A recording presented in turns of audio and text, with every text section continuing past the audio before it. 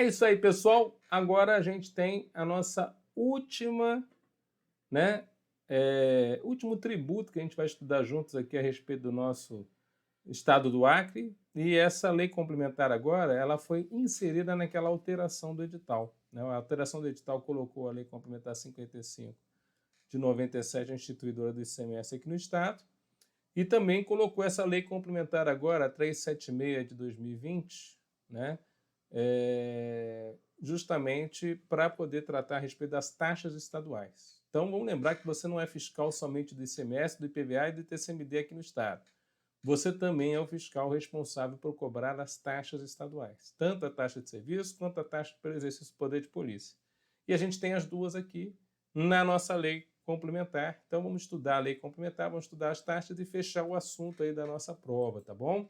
Fica estabelecido por esta lei complementar o tratamento tributário das taxas do Estado do Acre, taxa de serviços estaduais e a taxa de fiscalização e segurança pública.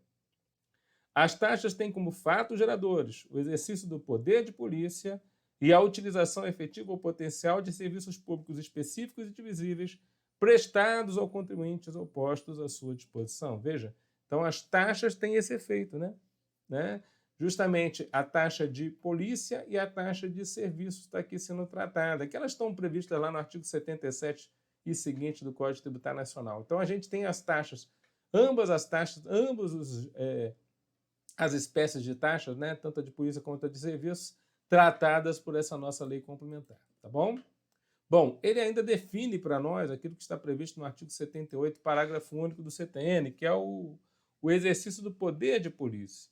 Considera-se poder de polícia a atividade da administração pública que, limitando ou disciplinando um direito, um interesse ou liberdade, regula a prática de atos ou abstenção de fatos, em razão de interesse público concernente à segurança, à higiene, à ordem, aos costumes, à disciplina da produção e do mercado, ao exercício de atividades econômicas dependentes de concessão ou autorização, do poder público, à tranquilidade pública, ao respeito à propriedade e aos direitos individuais ou coletivos. Então, na verdade, o exercício do poder de polícia é justamente você regular alguma determinada área, justamente para que você possa ter um bom convívio entre as pessoas, né? Seja a área de segurança, a área de higiene, a área de ordem, a área de costumes, disciplina, produção, mercado. Então, você tem taxas, às vezes, relacionadas a abertura de estabelecimento, taxas, às vezes, relacionadas a anúncios, taxas... Então, na verdade, sempre o exercício do poder de polícia pode gerar alguma atividade, né, que exercida possa ser cobrada a taxa. Os serviços públicos, no que se refere ao inciso 2, serviços públicos consideram-se utilizados pelo contribuinte de forma efetiva quando ele usufrui, a qualquer título. Potencial, quando, sendo de utilização compulsória, aquele serviço é posto à sua disposição mediante uma atividade administrativa em efetivo funcionamento. Então, a gente tem os serviços efetivamente utilizados pelo contribuinte potencialmente, informados aí conforme previsto no artigo 77 do CTN. Agora, os serviços públicos consideram-se específicos quando eles são destacados em unidades autônomas de intervenção, utilidade ou necessidade pública. Aí você sabe exatamente cada um dos tipos de serviço que é colocado à disposição. E são divisíveis quando suscetíveis de utilização separadamente por parte de cada um dos seus usuários. Então, são divisíveis quando suscetíveis de utilização de forma separada por parte de cada um dos seus usuários. Então, essa é outra situação. Bom, contribuinte. Contribuinte da taxa é qualquer pessoa, seja natural ou jurídica, que estiver sujeito ao exercício do poder de polícia por um órgão estadual ou utilize-se de forma efetiva ou potencial de um serviço público específico e divisível prestado ou posto à sua disposição pelo órgão estadual. Então, quem está sujeito ao serviço de polícia, né, de uma fiscalização da secretaria, né, então deve pagar a taxa de polícia. Quem, a princípio, se utiliza de um serviço de forma efetiva ou potencial que é prestado pela secretaria, paga a taxa de serviço, é o contribuinte da taxa. Bom, aí é uma situação interessante. Fica atribuída a responsabilidade agora solidária, então a solidariedade passiva prevista lá no artigos 124 e 125 do CTN. Então fica atribuída a responsabilidade solidária pelo pagamento da taxa ao beneficiário direto do serviço prestado ou do ato praticado que não se caracterize como contribuinte. Então, esse beneficiário direto do serviço prestado ou ato praticado que não se caracteriza como contribuinte é considerado responsável solidário. Né? Então, ele está recebendo o serviço, mas não é o contribuinte, ele é o responsável solidário. Todo aquele que efetivamente concorrer para o não recolhimento total ou parcial da taxa. Então, mesmo aquele que, a princípio, não recebeu o serviço, mas concorreu para o não pagamento da taxa, seja total ou parcial, também se torna responsável. E lembre dessa responsabilidade. A responsabilidade da taxa aqui no Estado, ela é solidária, ou seja, não comporta benefício de ordem de cobrança. Posso cobrar de ambos os responsáveis como devedores principais. Tá bom? Aqui está, então, ó, de todos os artigos que eu tenho que ler com você a respeito dessa lei complementar, que ela é curta, tem 20 e poucos artigos, na verdade, esse artigo 5º é o mais importante. Por quê? Porque parece que existe uma fixação dos avaliadores de prova quando vão cobrar uma questão de taxa, cobrarem a respeito das isenções da taxa. E quererem confundir o aluno com não incidência, com imunidade constitucional, então eles fazem um balaio de gato ali e fazem uma questão de isenção da taxa. Então, aqui eu considero que está a questão da prova sobre taxas. Professor, mas vão ser 8 questões de prova. Você acha que vai cair uma questão dessa lei de taxas? Querido, está havendo uma fixação das bancas em pegar as leis extravagantes, aquelas que não sejam do conteúdo principal da matéria, no caso seria o ICMS, e cobrar questão de prova. Eles acham que com isso eles estão dificultando a vida do aluno, dificultando a vida do candidato e ainda pegando aquele que a princípio se estendeu a todo o edital. Na minha concepção, esse artigo que a gente vai estudar agora com você é o mais importante dessa parte da disciplina. Então, você vai entender por quê. Por quê? Porque muitas das isenções aqui apresentadas são condicionais, ou seja, dependem de determinadas condições para serem alcançadas, e isso pode aparecer na sua prova. Então, veja lá. As taxas não incidem ou são isentas, e ele não separa o que é não incidência e o que é isenção aqui, na prestação de serviços destinados à vida funcional dos servidores. Nem dá mais detalhes de quais são os servidores. São servidores da Receita Estadual, são servidores do Estado, né, do Acre, qualquer área administrativa do Estado. Então, vida funcional de servidores. Órgãos e entidades da administração pública, bem como autarquias estaduais, fundações instituídas e mantidas pelo poder público. Aqui, quando ele coloca órgãos e entidades da administração pública, vamos lembrar que as taxas não sofrem imunidade, nem quando sejam relacionadas a serviços. Só os impostos que sofrem imunidade recíproca, previsto no artigo 150, inciso 6, a linha A da Constituição Federal. Então, essas taxas aqui não podem ser consideradas imunes, mas podem ser consideradas amparadas por isenção ou não incidência. E, na verdade, o próprio legislador não fez distinção quanto a isso. Interesse de entidades de assistência social, de beneficência, de educação, de cultura, demais entidades, desde que sem finalidade lucrativa e reconhecidas por lei como de utilidade pública. Olha só quantas...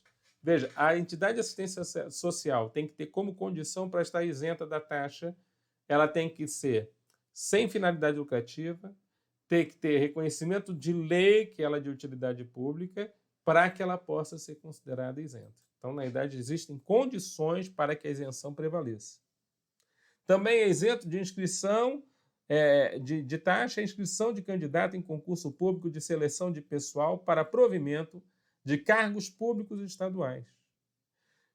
Isenção total da taxa quando o candidato comprovar estar desempregado ao se inscrever em qualquer concurso público do Estado, respeitando-se as determinações do edital. Isenção de 50% do valor da taxa quando comprovar perceber um salário mínimo mensal. Então, o desempregado, olha só, para poder se concorrer aqui a ser fiscal, por exemplo, do Estado, poderia ter pedido a isenção total da taxa para o concurso público. Agora, aquele que recebe até um salário mínimo tem como comprovar isso, recebe a isenção de 50% da taxa, mas tem que informar, né? Quer dizer, tem que gerar um processo para pedir essa isenção. Quando as taxas também incidem, são isentas ou não incidem. Quando os interesses da União, Estado, os municípios e demais pessoas de direito público, então, assuntos de interesse desses entes também estão fora da tributação. Quanto a antecedentes políticos para fins de emprego ou profissão, então, essa certidão de antecedentes políticos para fins de emprego ou profissão são isentas de taxa. Registro ou cancelamento do registro de contratos de financiamento celebrados através de instituições financeiras, quando devidamente autorizadas. Então, registro de contrato de financiamento, cancelamento de registro de contrato de financiamento, isenção de taxa. Correções realizadas por processo sumário, isenção de taxa. Obtenção de inscrição estadual, atualização cadastral, fechamento de empresas junto à Secretaria de Estado da Fazenda. Então, essa obtenção de inscrição estadual, atualização cadastral e fechamento de empresas, isenção de taxa. O reconhecimento, né? Então, veja, para você abrir uma empresa ou fechar uma empresa junto à Secretaria, não vai ter que pagar a taxa de serviço, por exemplo. O reconhecimento da não incidência da concessão de isenção deverão ser requeridos junto à Secretaria de Estado competente para a realização do ato ou prestação de serviço, exceto serviços gratuitos fornecidos pela internet. Então, quer dizer, até mesmo solicitação do pedido de isenção, ela deve ser feita para a Secretaria do Estado, Secretaria de Educação, Secretaria de Administração Pública, Secretaria de Transportes, então, para a Secretaria competente, tá certo? Então, você faz o pedido para a secretaria que vai poder resolver o pedido. Tá certo?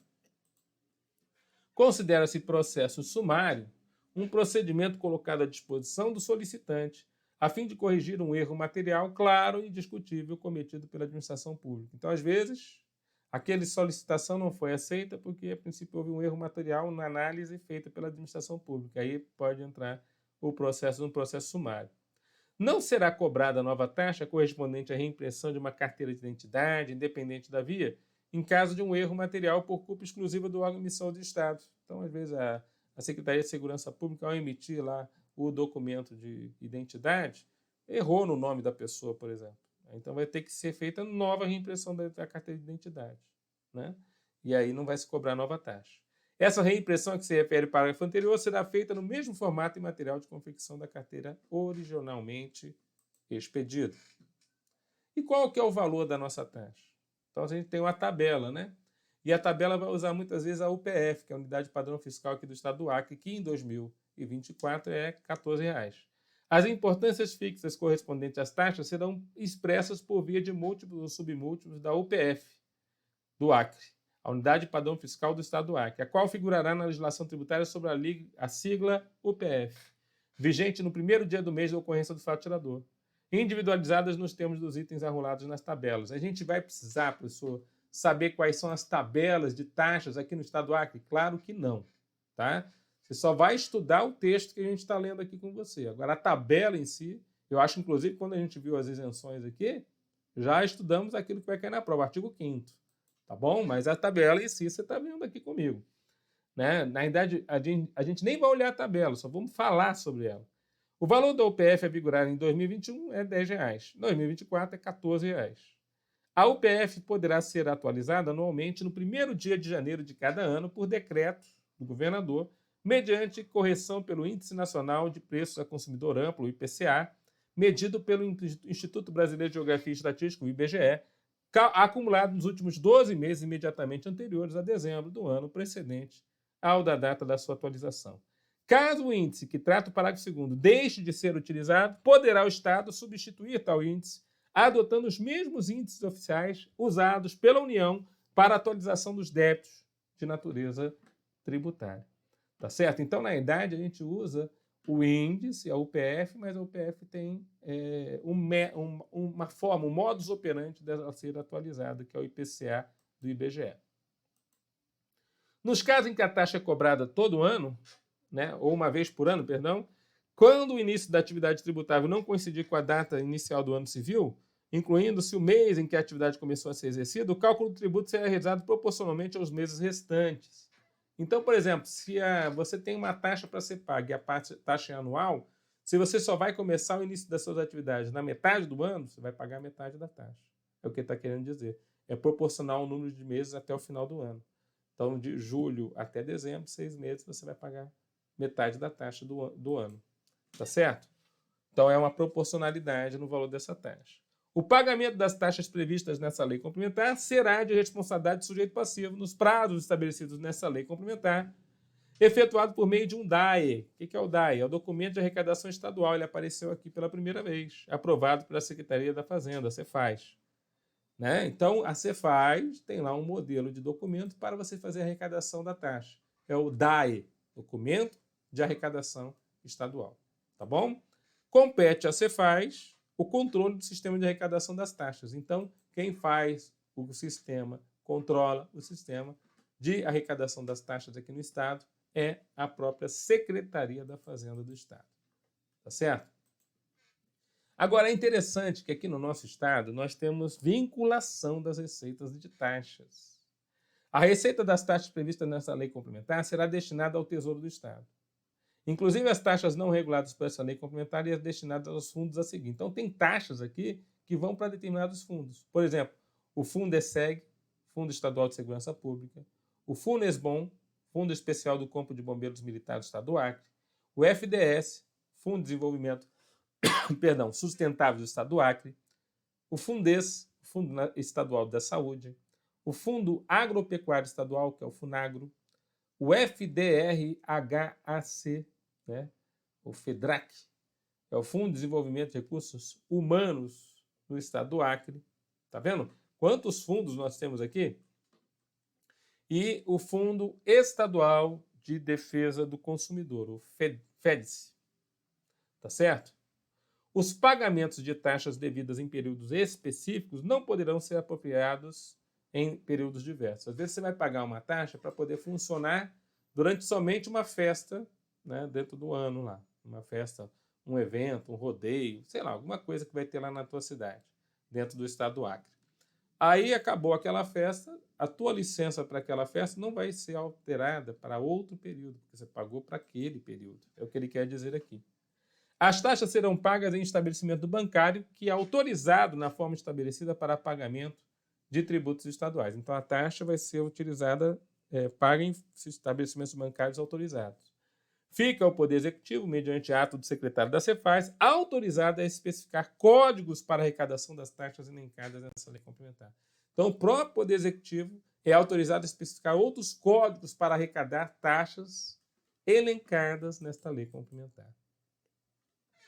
As taxas serão exigidas antes da prática do ato de assinatura dos seus documentos ou quando a cobrança for anual até o dia 2 de janeiro do respectivo exercício. Olha que interessante, né? Então, a taxa tem um prazo ali. Ou ela é feita antes da assinatura dos documentos, quando você recebe, por exemplo, um documento autenticado pela Receita do Estado, ou, se ela é anual, até o dia 2. No dia 1 a gente vai contar. Até o dia 2 do respectivo exercício, ou seja, ela paga antes do ano. O ano está entrando, então ela paga no comecinho do ano, mas dia 2.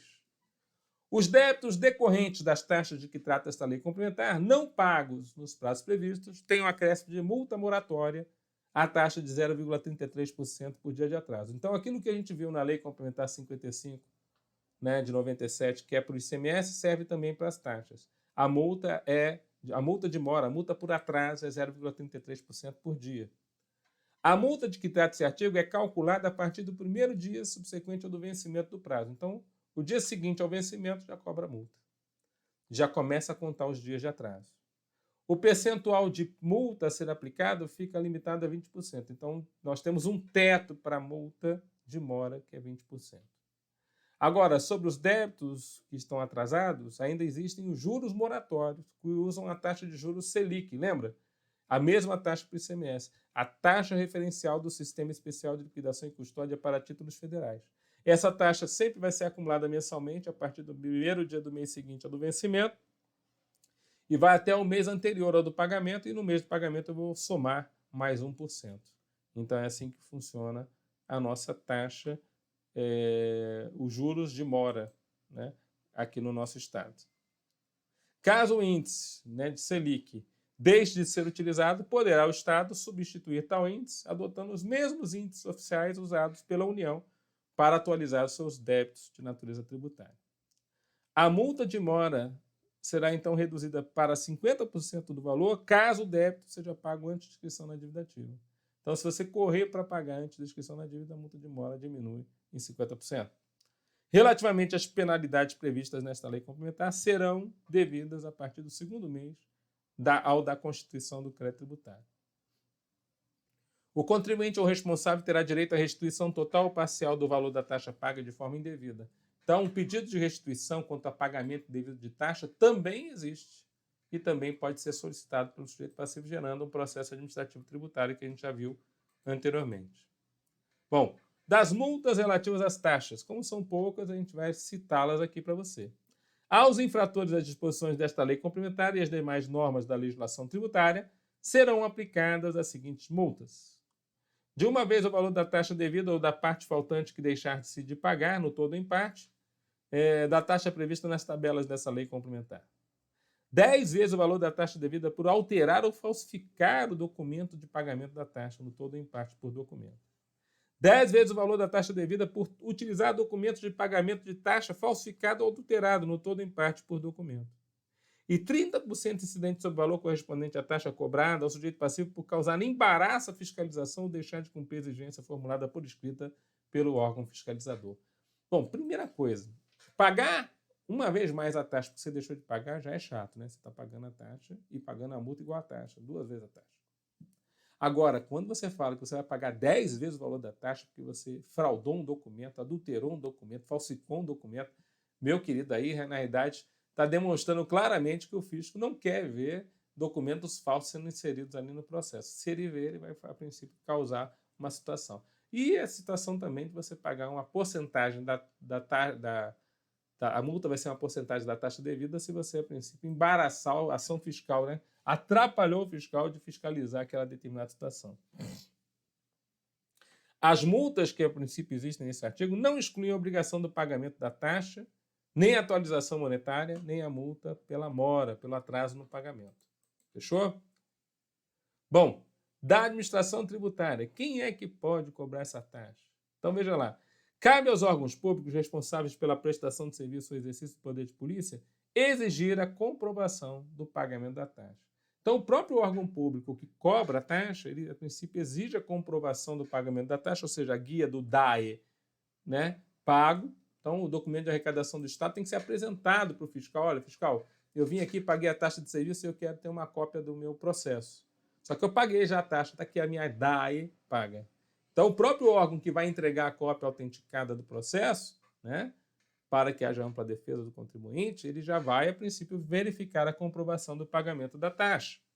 Calcular e cobrar o débito fiscal quando verificado que o sujeito passivo deixou de pagar a taxa no prazo legal, no todo, em parte. Então, ele também, né, o próprio órgão, vai calcular lá o débito fiscal da taxa. Dentro de suas respectivas atribuições, os servidores e agentes públicos estaduais se obrigam a exigir a apresentação de um comprovante de pagamento da taxa correta, sempre que a taxa for devida, sob a pena de responsabilidade funcional. Olha só. Dentro de suas respectivas atribuições, os servidores e agentes públicos estaduais se obrigam a exigir a apresentação do comprovante de pagamento da taxa correta. Então, quer dizer, veja, o fiscal, que a princípio estiver cobrando a taxa, tem que cobrar a taxa no valor correto. Está lá na tabela, em UPF, ele vai lá, calcula de acordo com o UPF do ano do fato gerador e já sabe quanto é devido do tributo. Bom, quem pode fiscalizar a taxa, professor? Claro. Quem tem perfil. Não, meu querido, quem é fiscal, você que é auditor fiscal, é o camarada que tem, é a querida que tem a possibilidade de fiscalizar as taxas. Então ele fala assim, ó, a fiscalização das taxas compete de forma privativa aos auditores da Receita Estadual da Cefaz. Como vai ter concurso para técnico, para contador, eu não me assusto se o camarada colocar nessa frase aí, aos auditores e técnicos da Receita Estadual, ou aos auditores e contadores da Receita Estadual, mas a competência é privativa, então não pode ser delegada. Essa competência é só para os auditores. Os técnicos e os contadores não fazem essa função. Tudo bem? De fiscalizar taxas. A Secretaria de Estado da Fazenda não realizará procedimento fiscal quando os custos claramente superarem a expectativa da correspondente receita na forma estabelecida pelo Poder Executivo. Aqui é a economia processual, né? Se eu vou, para cobrar aquela taxa, vai custar muito mais caro do que efetivamente eu vou arrecadar, então ele fala, ó, não será realizado procedimento fiscal. Quem vai decidir isso? É claro, a chefia do órgão que estiver fiscalizando. O disposto nesse artigo não afasta a responsabilidade dos órgãos públicos responsáveis pela prestação de serviço ou pelo exercício do poder de polícia, conforme previsto nessa lei complementar. Ou seja, não é porque a taxa é um valor muito pequeno, perto do que seria uma ação de fiscalização, que o órgão público que tenha que cobrar a taxa não deva cobrá-la. Deve continuar cobrando. são obrigados a exibir os documentos relacionados com o tributo e a prestar informações solicitadas pelo fisco e a não embaraçar a ação fiscal todos aqueles que participarem ou tiverem informações sobre atos sujeitos ao tributo. Então, todos aqueles que participarem e tiverem informações sobre atos sujeitos ao tributo são obrigados a exibir ao fisco documentos relacionados com o tributo. Então, nessa aí, você vê que ele bota bem no genérico, ele não fica citando um monte de pessoas obrigadas, mas ele coloca bem no genérico para a gente poder ter um entendimento de quem, a princípio, pode ser cobrado a respeito dessa situação. Tá certo? Então, na verdade, a gente está aqui vendo de forma bem genérica a circunstância ali propriamente dita. Tá? Continuando.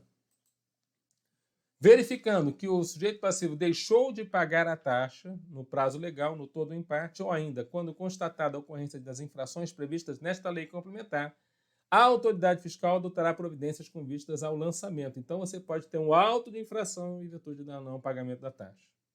Enquanto não extinto o direito de constituir o crédito tributário, né? Então, enquanto não decaiu o direito de constituir o crédito tributário, o lançamento poderá ser revisto de ofício pela autoridade fiscal quando verificado o erro ou fato não conhecido ou não provado. Então, veja, enquanto não extinto o direito de constituir o crédito tributário, o lançamento poderá ser revisto de ofício pela autoridade fiscal quando verificado o erro ou fato não conhecido ou não provado. Na hipótese do sujeito passivo procurar o órgão competente, antes de qualquer procedimento fiscal para sanar irregularidades relacionadas ao cumprimento das obrigações pertinentes à taxa, não serão aplicadas as penalidades previstas nesta lei complementar, desde que a irregularidade seja sanada no prazo determinado. Então, olha só que coisa, né?